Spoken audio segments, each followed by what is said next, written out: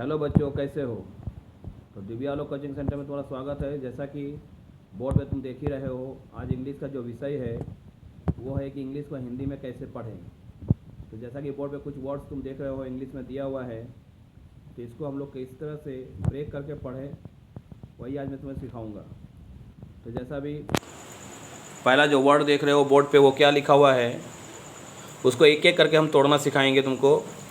सबसे पहले देखो यहाँ पर जो है पी लिखा हुआ है, तो पी के लिए हम लोग जो वर्ड लिखते हो क्या हो गया प। उसके बाद बगल में क्या है वोवेल ओ, तो ओ के लिए जानते हैं कि ओकर का मात्रा हो जाएगा। फिर अगला पी देख रहे हो उसके लिए भी हम लोग प लिखेंगे। बाद में फिर एक वोवेल है वो है यू, तो यू के लिए हम लोग हर्षुकार लगाते हैं। फिर ल, एल के लिए ल, ए के लिए कुछ नहीं करेंगे और लास्ट में जो है र लिख देंगे आर के लिए। तो भी क्या बन जाएगा पॉपुलर। तो किसी भी इंग्लिश वर्ड को एक साथ नहीं पढ़ना है, उसे ब्रेक करके पढ़ना है। जैसा कि मैंने पहला वाला लिखा, वैसे अगर तुम दूसरा भी देख लो तो यहाँ डब्लू लिखा हुआ है, तो डब्लू के लिए वाह होता है, उसके लिए ए छोड़ दो क्योंकि एक हम हमेशा मना कर देते हैं।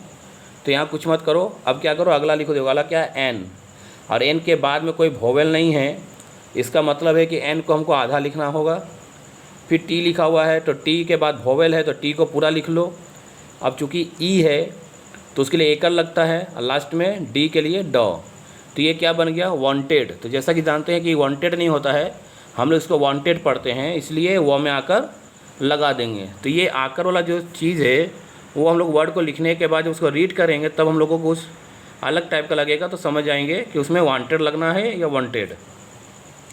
फिर अगला देख लो ई एक्स है, तो ई एक्स में हम लोग एक्स को रीडिंग करते हैं, तो एक्स का रीडिंग के लिए क्या हो गया एक्स, ये एक्स को पढ़ लिए। अब अगला क्या है पी आर, तो पी आर अगर संग में रहता है तो हम लोग उसको प्रो बोलते हैं।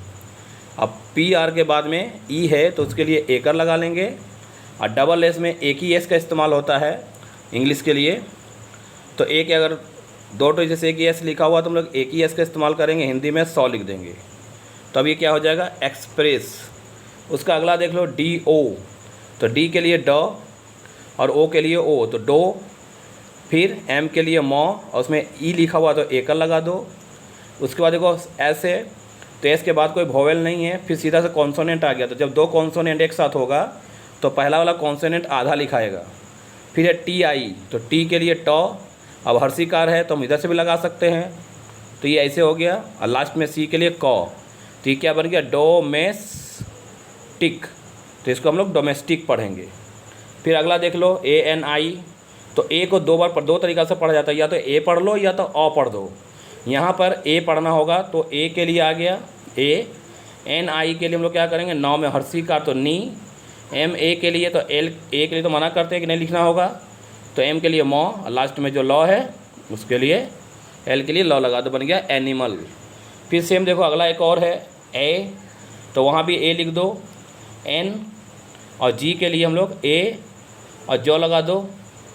यहाँ पे देखो एन के बाद फिर वोवेल नहीं है तो हम लोग यहाँ क्या करेंगे आधा नौ लगा दिए। जी को जॉ पढ़ लेना है, ई के लिए एकल आ गया और लास्ट में एल के लिए लॉ, तो ये वाला क्या हो गया एंजल।